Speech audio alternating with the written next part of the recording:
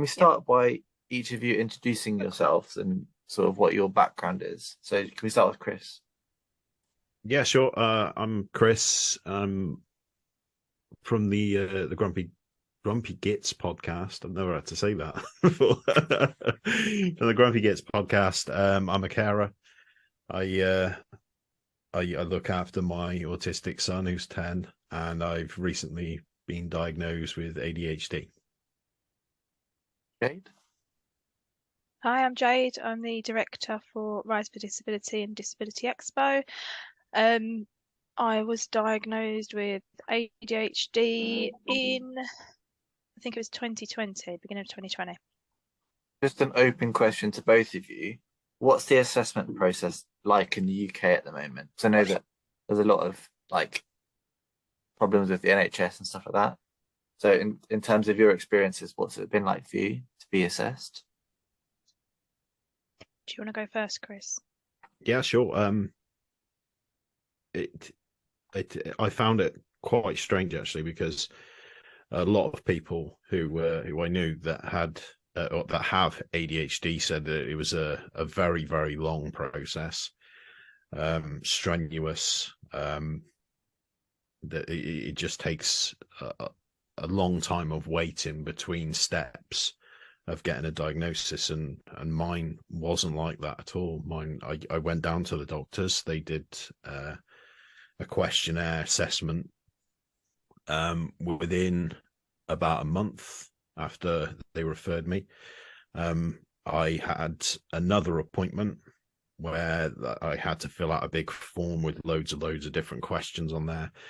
And I had a Teams meeting with one of the doctors there, and he diagnosed me with ADHD. All in all, 2 months, if that. Very similar to me then. So I Oh, thought it it was was. going to be a difference. Yeah, no.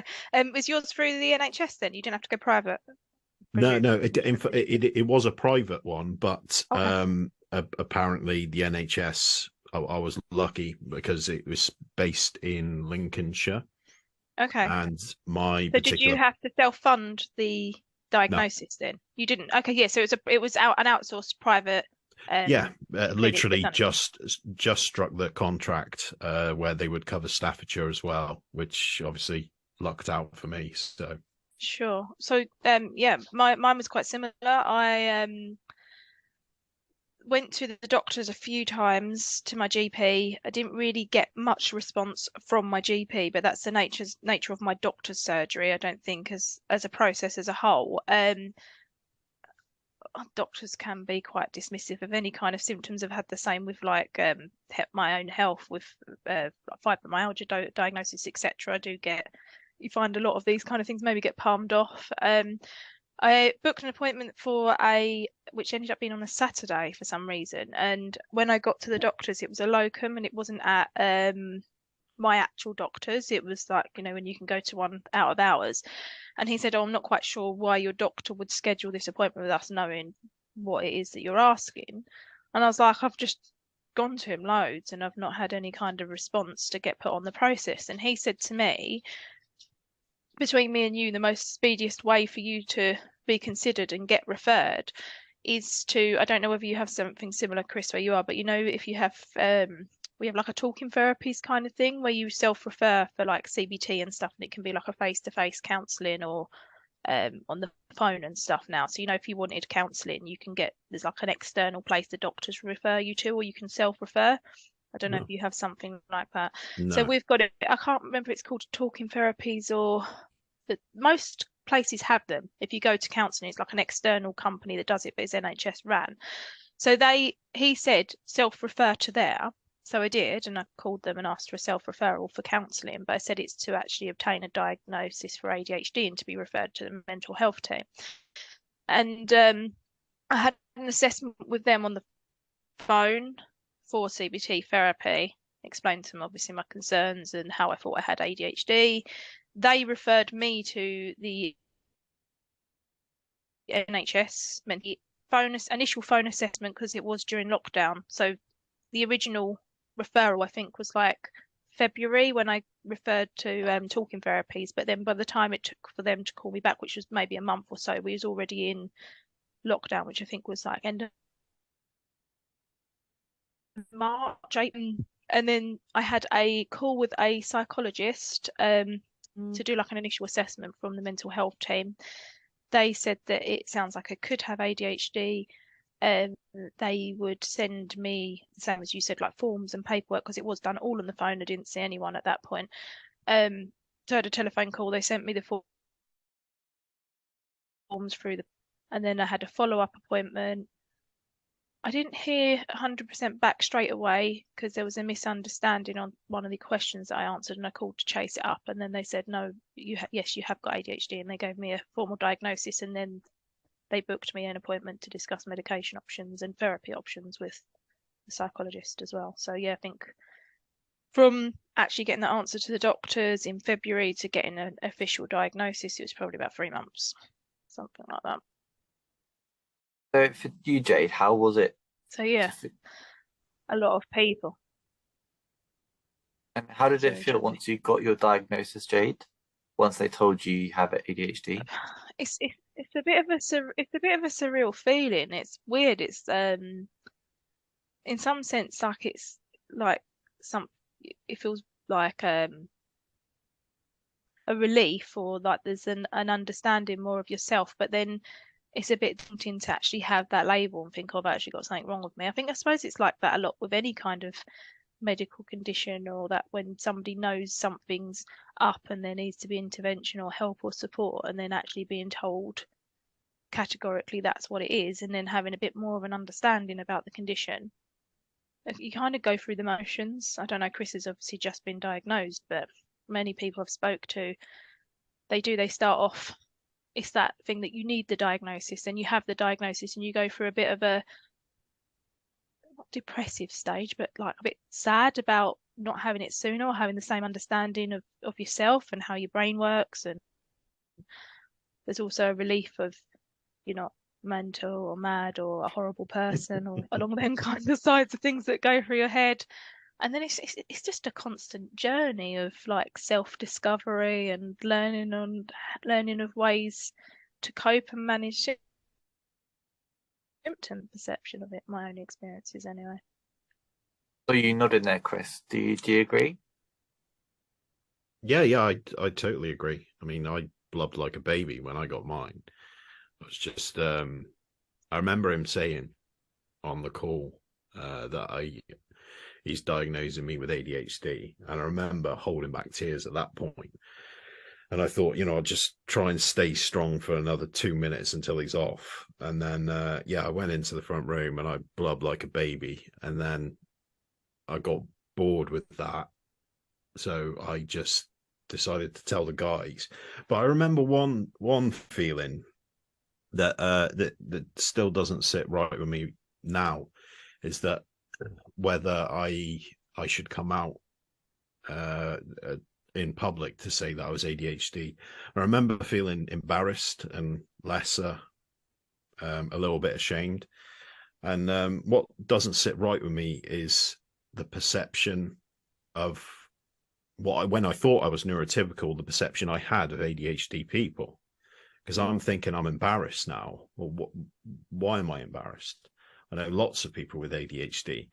Suddenly I needed to get over what I didn't realize I had, my high horse, that I'm looking down on these people. I didn't even realize it. And now I'm one of these people. Suddenly I'm embarrassed. So yeah. I think it's the miseducation of what ADHD is, though. Do you not think from you could never consider, because of what you perceive ADHD to be, and when you actually realize what it is and the symptoms of it, that like, if somebody had said to me, "Oh, I think you've got ADHD," and I hadn't discovered it myself, I would have been extremely offended, I think, like years back, and thought, "Oh, well, this is what ADHD is. I wasn't like that," and almost a bit defensive about it, because I think that there's this perception that ADHD is a behavioural condition, and although there is behavioural presentation and symptoms, it's not a behavioural condition. It's actually a neuroindifference. It's a neurological indifference, like from how your brain works, and it's not I wasn't naughty as a kid. Complete opposite. I was overly emotive and cried all the time. So yeah, I'd probably, if anything, was too scared of confrontation. Complete opposite to what you would perceive ADHD would be, because a handful of boys of school age act that way. They're the ones that get diagnosed, and it's just the wrong perception to have. And Yeah. I'm sure, Chris, you feel the same with that as well. I was batshit in school. I ran everywhere. I just remember, I think to sum it up, my school years was I wanted to have a good time. That's all I chased, was having a good time, whether that was sport, which I was heavily involved with, or hanging out with mates. I remember homework and all those things that were important. Just I didn't want to do them. They were boring to me. It hurt my head to try and concentrate on them. So I was just fully focused on, having a laugh, and that was it. The chasing the dopamine, which is the main symptom. Yeah, I wish I had the diagnosis of back ADHD, then. which people exactly. obviously don't realise it's actually to do with the dopamine receptors in your brain. It's not that you're a badly behaved person or something. It's just the way that the brain seeks dopamine, I guess, in different ways. That's it. In terms of living with your diagnosis now that you have it, both of you, have you spoken to the doctors and stuff that you've been working with about treatment, like medication or talking therapies and stuff like that? I'll let you go first, Chris, because mine's going to be. You always let me go first. But mine's going to be a very lengthy answer, and I don't really want it to be the Jade show. So yeah, well, or maybe I do, but no, I can go on, Chris. You go first, and then I will. Sorry, could you repeat the question, because you skipped a little bit? Sorry. So, have you spoken with your consultants or the people that gave you a diagnosis about treatment yet, like talking therapies or medication? I've gone down the medication route. They asked me, because therapy was available. I don't see how therapy would help me. It's almost like talking to me and saying, when you put your hand in the fire, it won't burn you. That's not going to happen. It's just fundamental. It's going to burn and it's going to hurt. No amount of therapy is going to stop that. I see the same sort of analogy with my ADHD. I don't see how therapy could help me, and it's why I've gone down the medication route. I've had my first therapy. Did they explain to you what therapy it was, Chris? Did they explain to you the process and the roots of therapy? Because I had something similar, and I was very much against any kind of CBT because there's homework associated with it and certain routes. Have they explained to you how the pathway's different with ADHD and what? No, to be honest, when he said about sort of what could help, he basically said there's therapy and there's medication. And at that point, I think this is a common trait we like to interrupt people. Sorry. Is that I want medication, okay? So it was kind of like I didn't even give him the option to tell me about the therapy. Because you can have both. That's why I've had both. Yeah, of course. It's not one or the other. I'd say that one very much helps the other. Personally, maybe I should ask about that. But no, medication for me. I've had my first appointment, and he basically gave me the list and said, right, what I need you to do now is go away for a week and look at all the side effects and what you think is going to be best for you. And I was like, I've done all this research. What do you think I've been doing since my appointment? I didn't say it like that, obviously. Straight away, I want this drug now. I want this milligram. Well, that's what I felt like after, because I was like, this is the one I want. I've read about the side effects and I've spoken to people. This is the one, and I can't pronounce it. I know it begins with an M, but I can't pronounce it still. Methylphenidate. Yeah, something like that. Yeah. But then there's different types of that, just to confuse you as well, Chris. So it's the slow release. Are you talking about the slow release and you've got standard release, which you take 2 to 3 times a day, and then slow release, and then there's different brands of meds within that drug. So you've got amphetamine and methylphenidate, I think, is the 2 stimulant types of drugs. Then you've got he did when he said that, I was like, I want to be on this. I don't need a week. And he was like, it's actually, we have to give you a week. And I was like, fine, but I've made up my mind already. It's going to be the same answer as in a week. I thought afterwards, with the name of these drugs as well, like I'm a little bit embarrassed that I'm forcing it to, like, I want drugs, just give me drugs, especially with names like meth as well in there. Yeah. So When you go yeah, and so collect it, they have to get it from a locked safe, and you have to show ID and stuff, by the way, because it's a controlled drug. So it's like this big red form that you get, and they like ask for ID and everything. 'Cause it's a serious. controlled, Oh, I it's a mean, I've got controlled it drug. all anyway. Yeah. But I'll be fine. Yeah, well, he did But say you do that feel a bit. Then you're like, oh, do these people think I'm like dodgy? I'm standing here getting this drug. And they look and say, is it for you? Is it for your child? I'm like, well, it's obviously for me. It's my name on the prescription. You can almost feel the judgment sometimes when I go and pick the medication up. Well, the medication doctor, he said that make sure you keep these drugs safe, because they've had a number of cases where they've been stolen, and while they're Yeah, not people try and get addictive, this is why the diagnosis process is really difficult, because a lot of adults try and go down the route of getting a diagnosis, and not like there is a lot of people genuinely that have ADHD, but there is a very high link with addiction and ADHD anyway, and obviously people that have had long-term drug use and stuff, they may be manic and have certain things anyway. They associate with ADHD and also understand and hear that the drugs can potentially give a high for people that, and that's probably one of the fundamental things, is if you've got ADHD, you're not going to get a high from this medication. If you haven't got ADHD, then it will literally replicate the same as taking maybe something like speed or cocaine. So that's why people try and steal so these drugs and take them. if I end up getting high from this, I haven't Well, got it doesn't mean it's necessarily ADHD. that you've got ADHD. It means that, to be fair, in the first week or two, Yeah. it will feel a bit like that anyway, just because your brain's not used to the way of it is and Oh, I thinking, and see. it Okay. depresses your appetite and certain things like that. But a lot of people weirdly have the opposite effect, and it makes them feel quite tired when they take it, whereas it's a stimulant. So it's I wouldn't say that you take it and if you feel a bit buzzy, you're like, well, I haven't got it, but you'll probably find a quick transition. Whereas somebody that didn't literally could take that on a night out and be up all night, and it would make them act overly hyper. Like if I take too high a dose, I get that sometimes. So I mean, I had my drugs increased so much that I was on 72 milligrams, and if I hadn't eaten that day, my therapist would be able to know if I've had my meds are not. She's like, you haven't eaten today. You're sitting there gurning out, and I'm like, oh, okay, like chewing my jaw away because it's too high.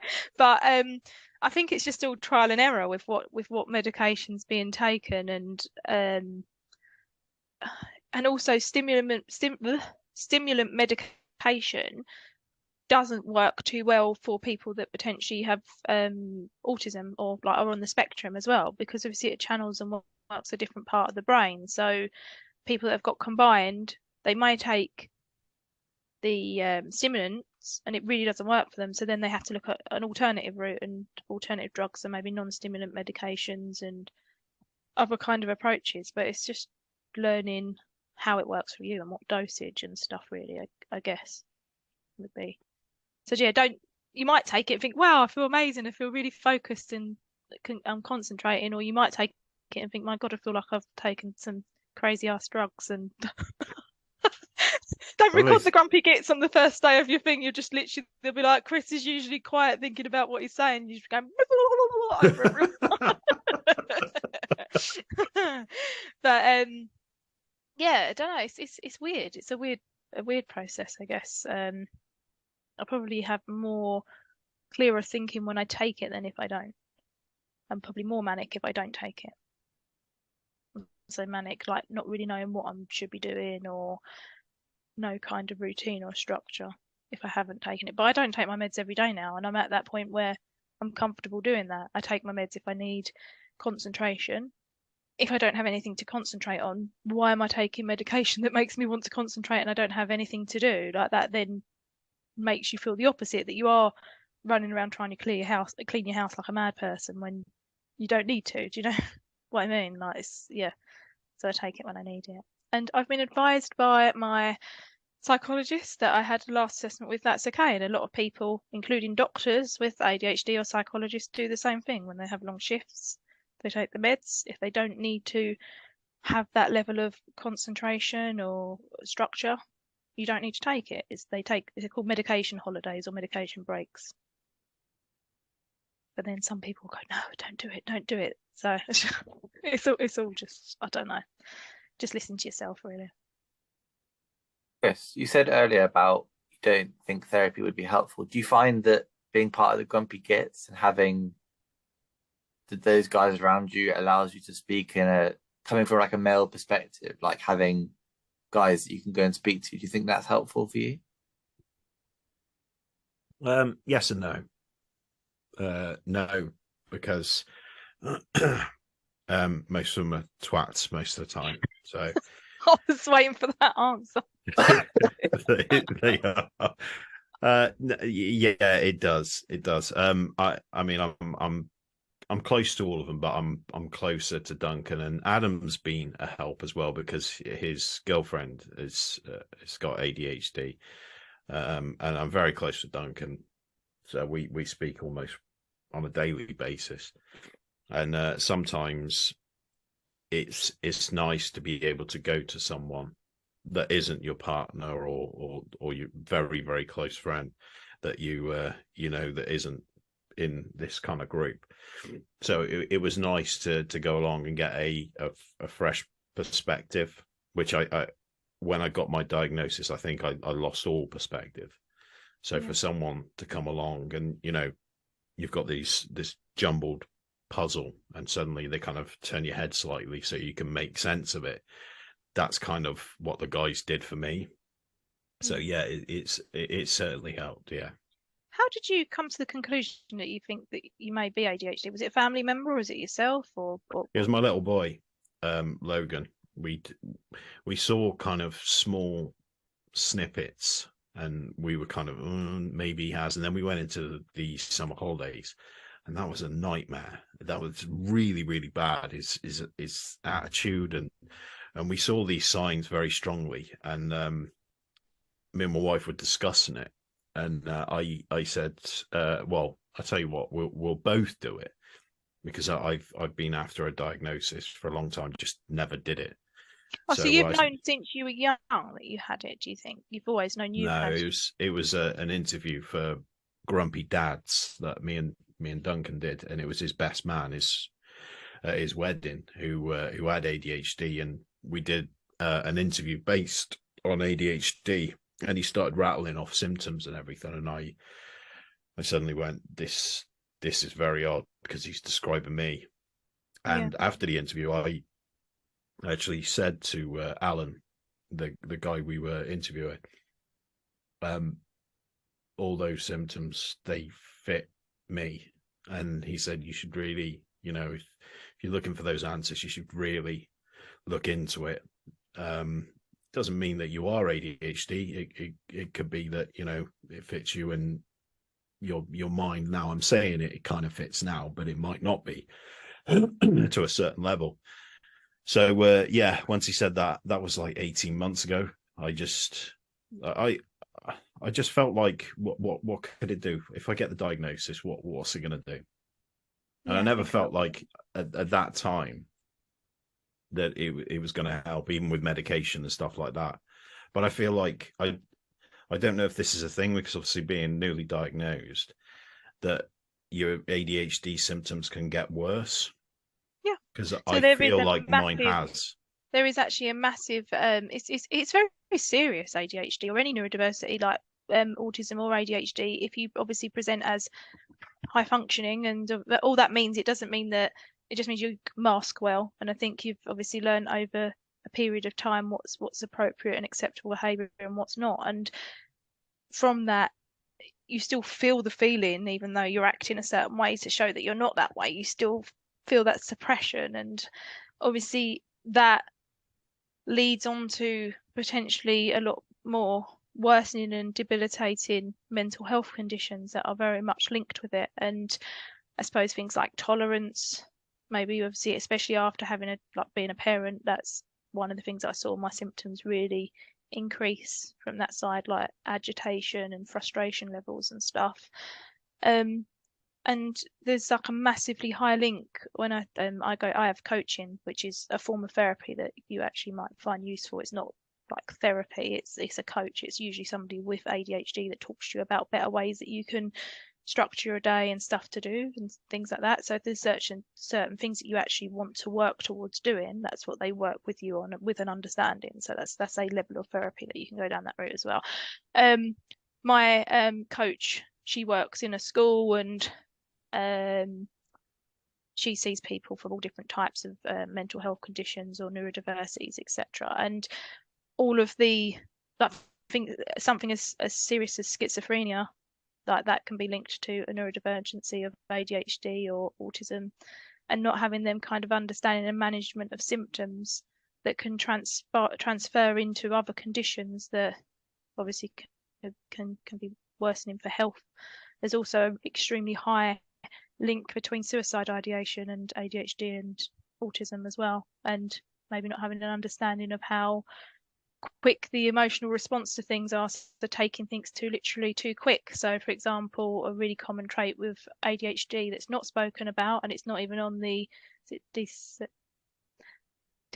I think, like the diagnostics criteria. It's not talking about RSD, which is rejection sensitivity dysphoria, and that is about emotional regulation. So because emotional regulation is always referred to within things like borderline, bipolar, but then having an actual deep understanding of how the emotional stability works in relation to them conditions is always overlooked in ADHD.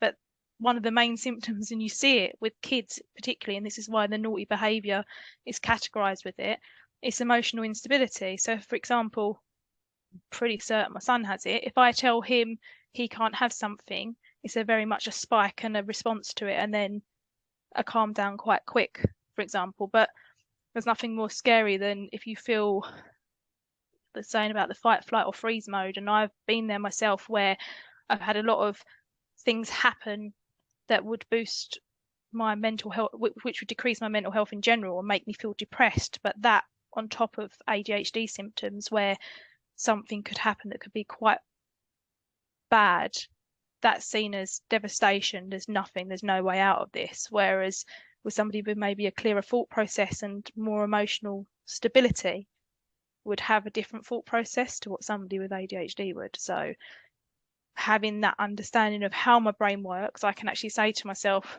don't be silly, that's just you. Like, say about overreacting, I always got told I overreact even as a kid, but I have an acknowledgement that I overreact now. So that's me telling myself I overreact, not someone else going, oh, we don't tell you things because you're always overly emotional or you always fly off the handle. Well, no, actually, I've got control of that myself, and I identify that I do that. So that's what I mean from a safety element and how things can get worse as you do get older. And there's a massive link to people that have been diagnosed with other related conditions that probably have a neurodivergence, and they just have not been diagnosed with it.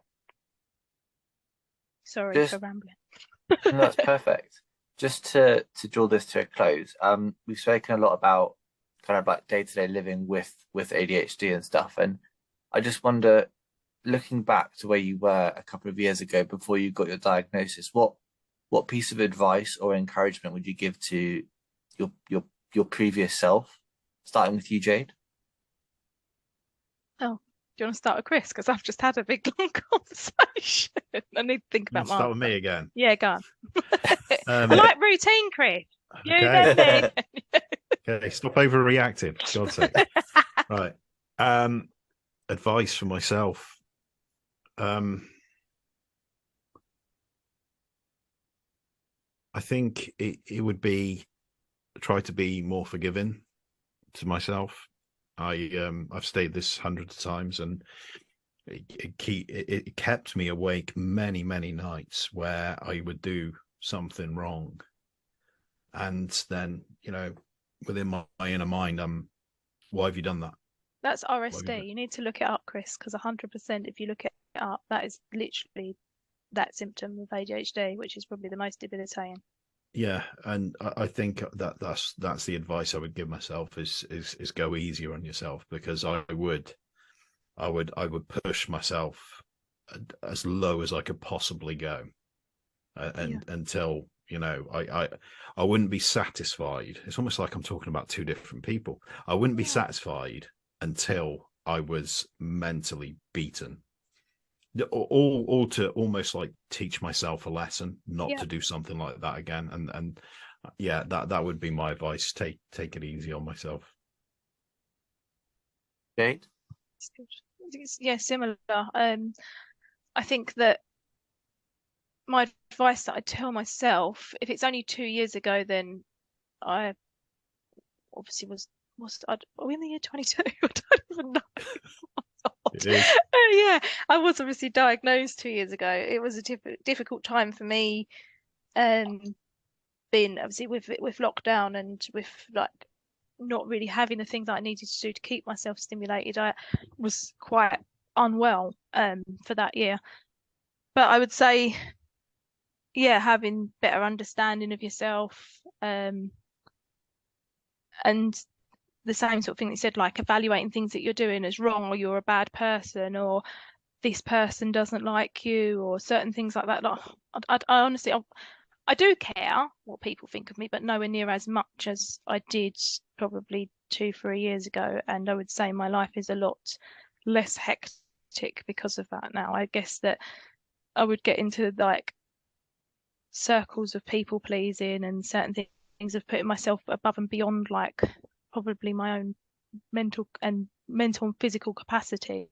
So I'd burn myself out trying to do things, and then if that wasn't not reciprocated, because I don't do stuff to have that in return, but if somebody maybe didn't treat me in the way that I thought or deemed appropriate, I would take that as severe rejection and think that, oh well, I've done everything to try and make this not happen.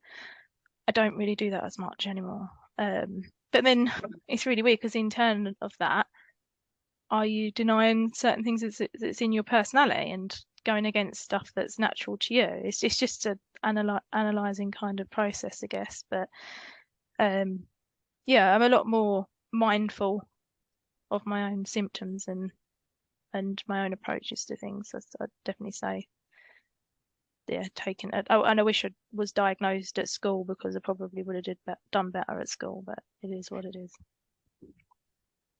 Well, thank you both for your honesty and taking the time to chat to me, because I know it'd be helpful to a lot of people. So thank you. Thank you. Thanks for having us.